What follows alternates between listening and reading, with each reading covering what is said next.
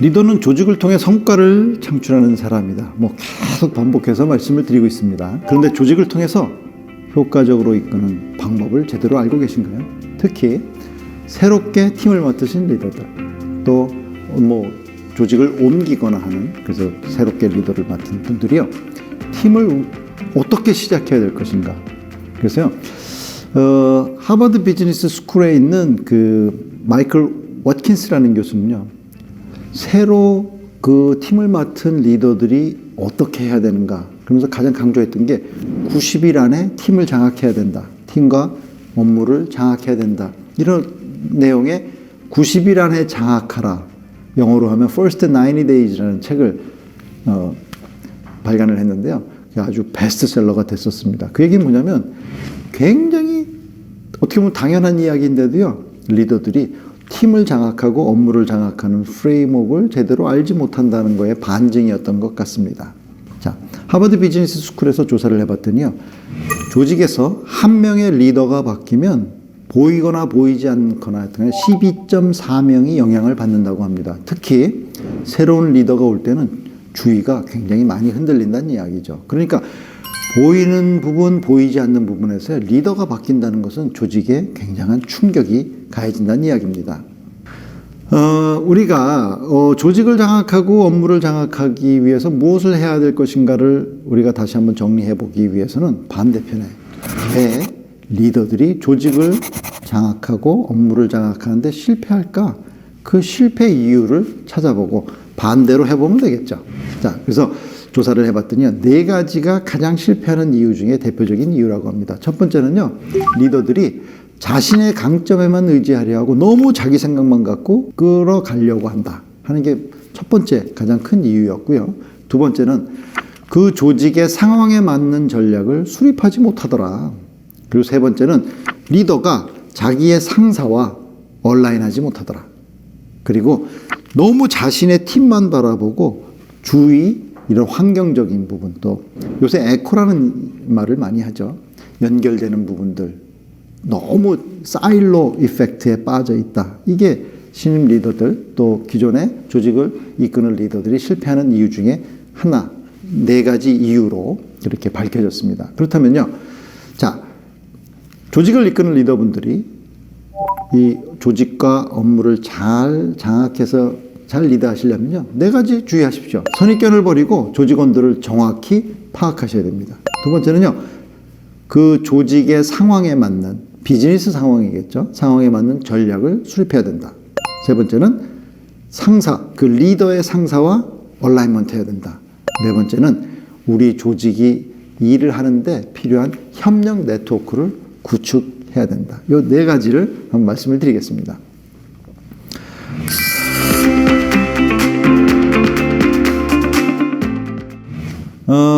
어떻게 하면 조직원들을 정확히 파악할 수 있을까요?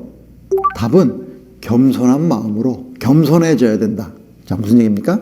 내가 아는 것이 틀릴 수도 있다 하는 겸손한 마음으로 신속하게 파악해라. 빨리 파악해라. 시간을 주지 말고. 자, 그러면 특히 새롭게 팀을 만드신 리더분들이 가면요, 이제 실수하는 것 중에 하나가, 가서 무엇을 이야기하지? 내가 어떤 모습으로 보여야지? 무엇을 강조하지? 그런 걸 생각을 하는데 어떤 순서로 해야 되는지를 많이 놓친다 그래요. 자, 그래서 우리 조직원들을 파악하는데 제일 중요한 것 중에 하나가요, 한 자리에 전부 다 때로 몰아놓고 파악하려고 하지 마라. 왜? 그렇게 해서는 정확히 파악할 수 없다는 것이죠. 그래서 한 자리에 모으지 말고 1대1로 면담을 통해서 파악을 해라. 그리고 면담이나 미팅을 할 때는 반드시 준비하고 만나라. 신인 리더인 경우에는요, 그 팀의 키맨인 경우에는 가장 마지막에 면담하는 것을 권장합니다. 꼭 기억하시기 바랍니다. 그리고 그래서 4차 산업혁명 이후에 성공하는 기업들에서 가장 중요시하는 것 중에 하나가 1대1 면담입니다. 그래서 어떻게 보면 공식적인 용어로까지 이야기하는데요. Personal Management Interview 해갖고 PMI 기법을 써라 이렇게 얘기를 하는데, 자, 여기 1대1 면담 PMI의 가장 중요한 핵심은 뭐냐면 정기적으로 해야 된다. 비공개적으로 해야 된다. 1대1로 해야 된다. 그래서 무슨 얘기냐면요. 스케줄링하고 준비하고 미팅하라 하는 겁니다. 예를 들어서 이렇게 하는 것이죠. 매달 연초가 되면은 김 과장, 우리는 매월 둘째 주 화요일 1시부터 2시까지는 무슨 일이 있어도 우리 둘이 항상 정기적인 미팅을 하는 거야. 그 미팅 시간에는 우리 뭐 개인적인 얘기도 좀 하고, 그 다음에 우리 성과 얘기도 하고, 뭐 목표 달성 얘기도 하고, 그때 현안 얘기도 하고, 그러면서 특별한 것은 내가 사전에 알려줄게. 그래서 우리 한번 우리 일을 한번 잘 만들어 갑시다. 이러면서요.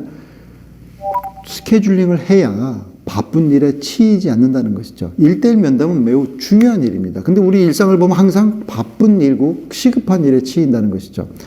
우리 리더십의 핵심, 조직을 잘 이끄는 리더십의 핵심 중에 하나가 굉장히 전략적이고 스케줄링에 의한 것도 중요하다. 그래서 항상 중요한 일은 스케줄링 하셔야 됩니다. 그래서 미리 스케줄링 하시고, 그리고 이 1대1 면담을 통해서 피드백을 많이 하셔야 돼요. 그래서 조직원들을 정확히 파악하는 방법은요, 1대1 면담을 전략적으로 하시기 바랍니다.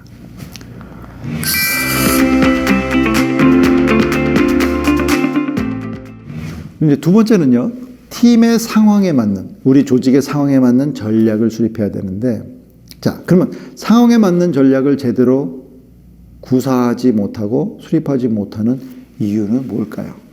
여러분들은 어떻게 생각하세요? 여러분이 지금 이끄시는 팀의, 조직의 그 전략을 정확히 세우고 계십니까? 리더들이 상황을 제대로 전략을 구사하지 못하는 이유는요, 첫 번째가 상황 진단을 어떻게 해야 될지 모르더라. 어떻게 보면 알고 있다고 착각하고 있다는 것이죠. 상황 진단의 방법론을 모르더라.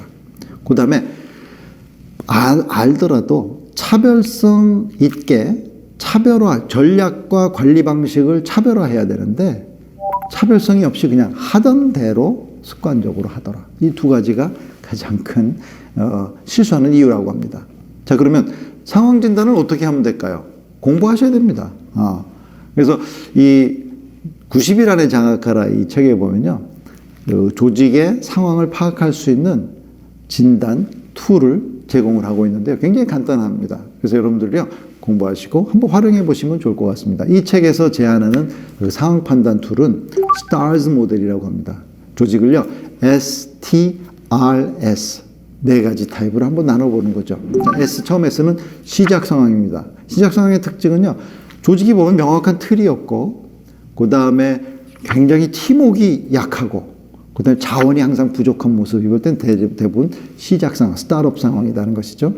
그 다음에 지속적인 성공 지속 상황이 있습니다. 이걸 이제 sustaining success 상황이라고 하는데요. 보면은 굉장히 성과를 지금까지 잘 냈고, 팀워크가 굉장히 강하고, 그 다음에 현재 성과를 지속시키는 것이 매우 중요한 상황이라고 느낄 때는 이게 이제 성공 지속 상황으로 보시면 될 것 같고요. 요게 회생 상황도 있습니다. 회생 상황은 뭐냐면 분위기가 전반적으로 썰렁한 거죠. 떨어져 있고 굉장히 봤을 때 뭔가 이게 급격하게 인사 조치를 취하지 않으면은 좀 시급하겠다는 느낌, 그 다음에 변화가 굉장히 시급하다는 느낌 받으면 회생 상황일 가능성이 많습니다. 그리고 재조정 상황이 있죠. 재조정 상황은 뭐냐면 굉장히 변화를 좀 거부하고 매너리즘에 빠져 있는 상황이죠. 그 다음에 성과에 대한 관심이 별로 없고, 그 다음에 프로세스 같은 개선이 좀 필요한 상황이다 하면은 대략 재조정 상황일 가능성이 많다. 자, 여러분 좀 공부해 보시면 이런 진단지도 있고 하니까 이런 것을 가지고요, 한번 판단해 보시면 될 것 같습니다. 자, 그러면 말씀드렸던 것처럼 시작 상황, 성공 지속 상황, 재조정 상황, 회생 상황, 이것은 각각의 성공과 실패의 여부 따라서 항상 상황들을, 스테이터스를 움직이는 거라는 것이죠. 그러면 지금 우리가 어떤 상황에 있는가? 만약에 여기서 성공한다면 어느 상황으로 갈 수 있는가? 또 실패한다면 어느 상황으로 갈 수 있는가? 이런 것들을 이해하면 여러분들이 지금 우리가 어떤 상황이고 앞으로 어떻게 해야 될 것이라는 방향성을 잡을 수 있다는 것이죠.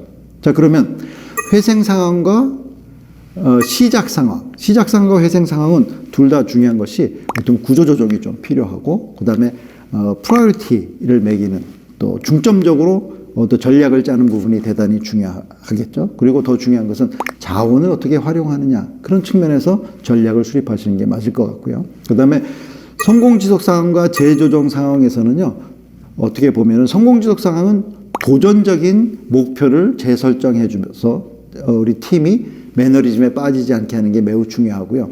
재조정 상황에서는요, 변화 관리, 또 변화를 해가면서 조직을 정비해 가는 게 매우 중요하다는 것이죠. 그래서 이것도 전략적인 방향이 중요하다 하는 것이고, 그 다음에 또 하나 여러분들이 한번 생각해 보셔야 될 게 뭐냐면, 시작 상황과 회생 상황은 어떻게 보면 좀 헌터 기질의 리더십이 필요하다. 그 다음에 성공 지속 상황과 재조정 상황은 파머 스타일. 그러니까 뭐죠? 잘 갖고 와야 되는 리더십이 필요하고, 어떻게 보면 개척해야 되는 리더십이 필요하다. 자, 그러면 나는 어떤 스타일인가 여러분들이 아셔야 되겠죠. 마찬가지로 여러분들이 나의 리더십 스타일을 체크해 볼 수 있는, 리더십 스타일 뭐 간단하게요. 나는 헌터 스타일인가 파머 스타일인가. 자, 90일 안에 장악하라 그 책에 보면요, 마이클 워킨스 교수는요, 이 리더십 스타일에 대해서도 우리가 좀 파악할 수 있는 그런 체크리스트를 제공을 하고 있습니다. 보면요, 헌터 스타일의 특징은 굉장히 미래에 대해서 비전을 중시하고, 그다음에 변화를 주도하려고 하고, 고객을 중심에 놓고 항상 전략을 중요시하고요, 책임감을 강조하고, 그다음에 전략을 실행할 수 있는 추진력 확보를 굉장히 강조를 하고, 그다음에 팀워크를 구축하려고 노력하고, 이런 모습을 보일 때 헌터형 스타일일 가능성이 많고요. 그다음에 파머형 스타일은요, 굉장히 소통을 중시하고 계획을 중요시하고, 그다음에 조직의 역량 강화를 위해서 굉장히 노력하려고 하고, 그다음에 조직원들의 경력 관리도 신경 쓰려고 하고, 그다음에 긍정적인 업무 환경을 중요시하고, 그다음에 회사와 구성원의 가치를 연계시키려고 노력하는 이런 스타일이라면은 파머 스타일이라는 것이죠. 자, 그러면 나는 이런 스타일인데 지금 전략을 구사해야 되는 우리 조직의 상황은 그렇지 않다. 그건 별로 중요하지 않은 것 같습니다. 여러분들이 나의 스타일을 알고, 그러면 어떤 부분들을 내가 개선해야 될 것인가는 얼마든지 할 수 있을 것이라고 생각합니다.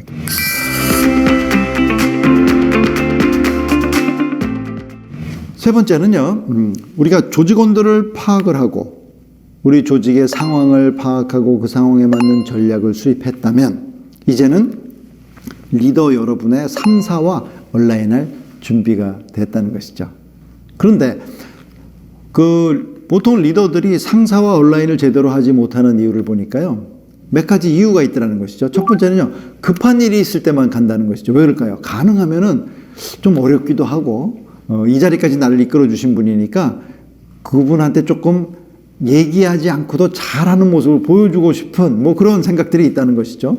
그 다음에 자주 찾아가서 이야기를 하더라도 그분 스타일에 맞추지 못하는 경우가 많고, 그다음에 세 번째는요, 그 상사의 고민을 이해하지 못하고 그냥 나는 우리 팀만 잘 관리하면 돼. 그래서 자꾸 시선을 아래로 두려고 하는 이런 것 때문에 상사와의 온라인에 문제가 생긴다고 합니다. 그럼 답은 간단하겠죠.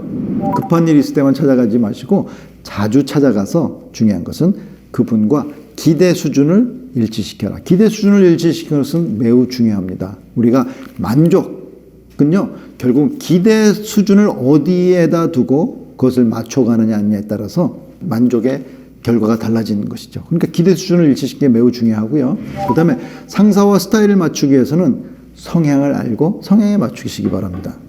그 다음에 상사의 고민을 이해하기 위해서는요, 간단하게 그분을 성공시켜야 내가 성공한다라고 생각하십시오. 그러면 그분의 고민이 무엇일까? 그리고 그분의 상사는 그분한테 무엇을 원할까? 그래서 내가 그분의 상사한테 마음에 들게 어떻게 할 것이냐. 하부하라는 얘기는 전혀 아니고요. 그래서 그런 부분을 고민하면 가능하겠죠. 자, 첫 번째, 리더의 상사와 기대 수준을 일치시키기 위해서는요, 첫 번째, 여러분이 생각을 어떻게 갖고 있는지, 여러분이 무엇을 알고 있는지, 그래서 어떻게 생각하는지 자기 생각을 밝히시고, 그 다음에 두 번째 중요한 것은요, 꼭 지원 요청 사항에 대해서 명확히 알려드려야 됩니다. 난 지금 무엇이 필요한지, 그리고 그분의 스타일에 맞추는 것, 이게 중요합니다. 그래서 이렇게 이야기를 하실 땐 끌어가시는 게 상황에 대해서 내가 이해하고 있는 내용들을 이야기하시고 그것을 가지고 지금 내가 앞으로 어떻게 일을 해 나갈 것인지 기간별 목표도 알려주시고 뭐 한 달 후에 또 분기 때까지 아니면 반기 때까지 이렇게 해서 기간별로 목표를 우리 상사가 정확히 이해하도록 알려주시고 그다음 제일 중요한 거 그래서 내가 지금 무엇이 필요한지 그거 도와주기만 하면 내가 잘할 수 있는데 그게 정말 필요합니다. 지금 사람 2명이 필요합니다. 요 인원들만 뽑아주시면 제가 지금 굉장히 챌린징하지만 잘 해낼 수 있을 것 같습니다. 그러면서 이제 한마디 양념을 처음 한다면 우리 저 사모님하고 저도 스타일이 아주 비슷해서 앞으로 잘 될 것 같습니다. 뭐 이런 식의 기분을 가능하면 서로 잘 호흡이 맞는다는 것을 보여주시면 좋겠죠. 그 다음에 커뮤니케이션 때도 제가 잠깐 말씀드렸지만 상사의 성향을 파악하는 것은 매우 중요합니다. 성향을 파악하는 툴들이 뭐 MBTI, 애니어그램 뭐 여러 가지가 있지만 어떻게 보면 제가 그때도 설명드렸던 것처럼 디스크가 굉장히 간단하지만 강력한 툴인 것 같습니다. 그래서 디스크는 어떻게 나누죠? 주도형과 사교형과 신중형과 그 다음에 안정형 이렇게 나눴었습니다. 그래서 우리가 뭐 상대 성향에 맞춘다는 것은요 아부하라는 얘기가 절대 아닙니다. 이왕이면 내 뜻이 잘 전달돼서 함께 잘 일할 수 있게 맞춰라 하는 뜻이 있습니다. 자, 상대 성향을 맞추시고 그 다음에 자 여러분 직장생활 조직생활 하는데 정말 성공의 비법이 있습니다. 뭘까요? 그 성공의 비법은 나만 잘해서는 안 된다는 것이죠. 제가 초반에 잠깐 말씀드렸던 것처럼 나의 상사를 나 때문에 성공할 수 있게 만들어드리면 나는 성공할 수 있습니다.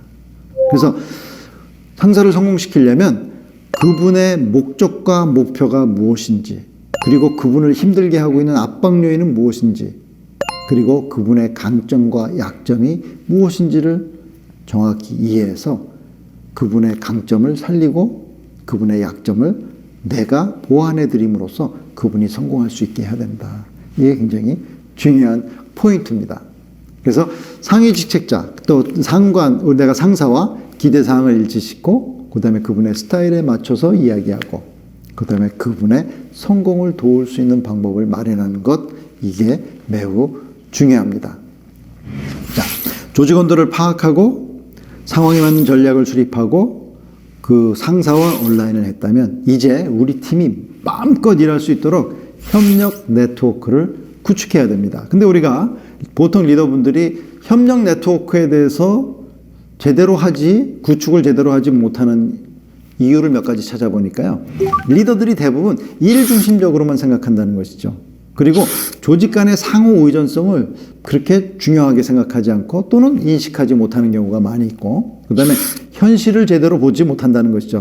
무슨 얘기냐면 현실은 우리 팀만 잘해서 잘 될 수 있는 일은 이제는 없다. 왜 그렇습니까? 모든 조직과 조직이 연결되어 있기 때문에 심지어는 우리 조직을 떠나서 외부와도 연결이 안 되면 어떤 밸류를 창출해낼 수 없다는 것이죠. 그래서 협력 네트워크는 매우 중요합니다.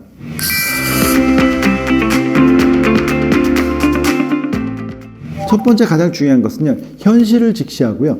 회사의 다양한 이해관계가 발생하는 것은 너무도 당연한 것이라는 상황인식이 중요합니다. 왜 그렇습니까? 각 부서에 맡은 일과 사람의 성향에 따라서 사람들은요. 선호하는 관점이 다르고 선호하는 대상이 다르다는 것이죠. 그러니까 항상 충돌과 갈등은 존재하는 것이고 사람들이 모여있는 데서는 항상 갈등이 따르게 되어 있습니다. 그리고 특히 모든 조직은 리소스들이 부족합니다. 그러니까 리소스에 대해서 경쟁도 있고요. 그 다음에 서로 연결이 되어 있기 때문에 상호 의존성이 있을 수밖에 없다. 자, 그래서 이해관계를 조정한다는 것은요, 어떤 정치적으로 패거리 문화를 만들고 줄서기 문화를 만드는 것이 아니라 조직의 목표를 달성하기 위해서 한정된 리소스를 효율적으로 배분하고 활용하는 과정이다. 그래서 이해관계자들을 움직여서 결국은 조직 목표를 잘 달성하기 위한 것이다. 그러면 결국은 어떤 조직에서 다른 조직과의 이해관계를 조정한다는 것은 매우 중요하다는 것에 대한 이해가 중요합니다. 그러니까 이해관계를 조정하는 역량은 리더들의 핵심 역량 중에 하나가 될 수밖에 없습니다. 리더는요, 유관부서 이해관계자들을 설득하고 영향력을 행사할 수 있어야 됩니다. 뭐 나쁜 영향력이 아니고요. 다 우리 공동의 목표를 향해 가는 부서들이니까 그렇겠죠. 그 다음에 리더는요, 협상의 달인이 되어야 됩니다. 협상의 그 핵심은 뭡니까? 너는 지고 나는 이기는 게 아니라 협상의 핵심은 윈윈 관계가 서로 성공하는 관계가 되어야 됩니다. 그래서 협상의 가장 중요한 핵심은 뭐냐면요, 파이를 키워서 이익을 서로 크게 해서 나눠 갖는다 하는 게 협상의 중심이라는 걸 꼭 잊고, 절대 그 너는 지고 나는 이기는 게임이 협상이 아니라는 것을 리더들은 반드시 이해해야 됩니다. 그러기 위해서 제일 중요한 것은 첫 번째, 우리 부서, 우리 하는 일에 있어서 이해관계자들을 파악하고 분석하는 것이 중요합니다. 뭐 다 마찬가지죠. 알아야 할 수 있겠죠. 자, 그러면 이해관계자의 그룹은 어떤 그룹들이 있을까요? 먼저 부서 내에 이해관계자들이 있을 것입니다. 그리고 어떻게 보면 부서를 넘어서 회사 내에 이해관계자들이 있을 것입니다. 또는 회사를 떠나서 파트너, 외부와의 관계. 그러니까 크게 보면 부서, 우리 조직 회사, 그리고 외부와 파트너십. 이 정도 우리가 이해관계자들이 있다는 것을 이해하고, 그러면 우리 리더분뿐만이 아니라 우리 조직원들도 이러한 관점에서 생각해 볼 필요가 있겠죠. 자, 그래서 이해관계자 분석표, 뭐 Stakeholders Analysis Table 이렇게 해갖고요. 이해관계자들은 누구이고, 그들한테 얻어야 될 것이 무엇이고, 또 그들한테 줄 수 있는 것이 무엇이고, 그 다음에 우리가 지금 추진하는 것에 대해서 그들이 어떻게 생각하고 있는지, 호응도는 어떤 것이며, 이런 것들을 평소에 분석해 놓는다면 각 우리가 하는 일에 대해서 어떤 어프로치를 해야 될 것인가 이해할 수 있을 것이고요. 어떤 문제가 생겼을 때 어떻게 해결할 것인가도 알 수 있겠죠. 자, 그 다음에 이렇게 분석을 했다면 전략적으로 협력 네트워크를 구축해야 되는데요. 자, 그러면 네트워크를 어떻게 구축할 것이냐. 여기도 전략이 필요하다. 자, 그래서 우리가 협력 네트워크를 구축하기 위해서는요, 우리가 어떤 전략을 펴야 될 것이냐. 그러면 이해관계자들이 어떤 상황이냐를 이제 파악을 해야 되겠죠. 그러면 이렇게 두 가지 기준을 갖고 한번 생각해 보시기 바랍니다. 그 대상들이 신뢰 정도는 어떤가, 높은가, 낮은가, 또 우리 지금 진행하는 현안, 프로젝트에 대해서 호응 정도는 높은가, 낮은가, 이렇게 기준 두 개만을 딱 세워보면은 네 그룹으로 나눌 수 있겠죠.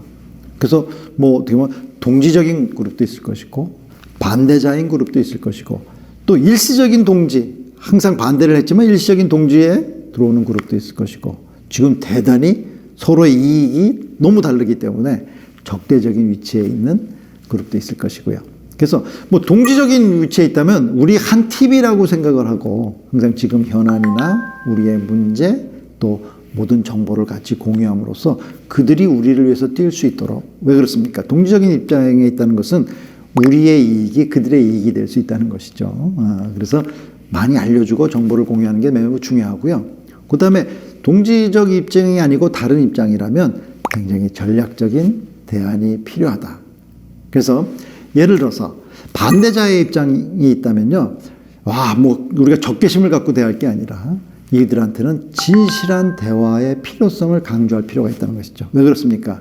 조직이라는 것은, 또 사회라는 것은요, 언제 적이 될지 또 언제 아군이 될지 알 수 없다는 것이죠. 그래서 언젠가는 또 다른 프로젝트에서 동지로 만날 수 있기 때문에요, 항상 진실된 대화를 하는 게 매우 중요해서 그들한테 적개심을 불러일으키는 것이 아니라 좋은 인상을 남기는 게 매우 중요하고요. 그 다음에 현안에 대해서 충분히 설명을 하고, 우리 항상 말씀을 드리지만 이해시키는 건 매우 중요합니다. 이해와 동의는 다를 수 있다는 거 꼭 기억하시고, 우리가 할 수 있는 것은 그들을 이해시키려고 노력하는 게 매우 중요하고요. 그 다음에 진지하게 세부사항에서 논의를 제안하는 게 중요하다. 자, 일시적 동지관계에 있는 지금 집단이라면요, 상대의 지지에 대해서 재확인해주고 감사를 표시해라. 그 다음에 지속적으로 동참을 권유하고요. 그 다음에 관계를 공고히 할 것을 서로 나누고, 그 다음에 불만 사항에 대해서 허심탄회하게 표현하는 게 매우 중요하다고 합니다. 자, 뭐 이것도 아니고 적대자다. 그러면 여기서 호응 유도보다는요, 현안에 대한 이해를 왜 우리가 그렇게 해야만 하는지를 이해시켜야 됩니다. 자, 이해시키기 위해서는 어떻게 해야 됩니까?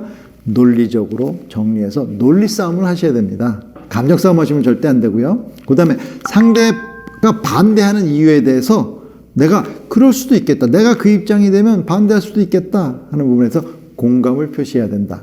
그리고 직접 싸우기보다는 좀 간접적으로 영향력을 줄 수 있는 사람을 통해서 압박을 준다든가 움직이려 하는 게 중요하다. 매우 정치적이죠. 결국은 사람이 모이면 정치가 존재할 수밖에 없습니다. 그래서 이런 식으로요, 협력 네트워크를 구축하셔야 됩니다. 여러분들, 조직을 효과적으로 이끄시려면 가장 중요한 것이 그들이 성과를 창출할 수 있도록 만들어야 됩니다. 그러니까 그 성과를 창출해야 되는 그들이 누구인지 정확히 파악해라. 여기서 중요한 것은 리더의 선입견을 버리는 게 매우 중요합니다. 그리고 상황을 파악할 수 있는 그 프레임워크를 이용해서 상황을 파악하고 전략을 제대로 수립하고 그것을 가지고 우리 리더의 상관과 얼라이먼트하고 그리고 우리 조직이 잘 일할 수 있도록 협력 네트워크를 구축해 주는 것. 새롭게 팀을 맡으신 분들, 또 현재 팀을 유지하고 계신 분들, 또 앞으로 새롭게 조직을 또 맡으실 분들은 이런 프레임워크를 알고 계시느냐 모르느냐와는 엄청난 차이가 날 수 있다는 것입니다. 프레임을 알고 있는 것이 매우 중요합니다. 알아야 보인다, 아는 만큼 보인다. 자, 안다는 것은 설명할 수 있는 것이다. 설명할 수 있는 리더가 되시기 바랍니다.